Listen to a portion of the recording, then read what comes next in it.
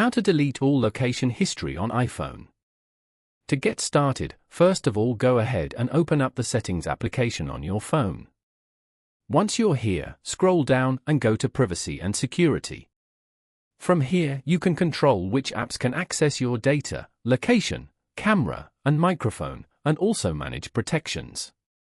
Tap on Location Services at the top. On this page, scroll down to the end and go to System Services. System services that have requested access to your location will appear here. Scroll down and go to Significant Locations. Over here, you can view your location summary and recent records. If you want to clear the history, then tap on Clear History below. Tap on Clear History again to confirm.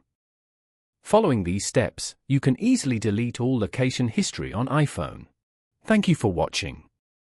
Please leave a like if this tutorial helped you, or leave a comment below if you have any questions related to the video.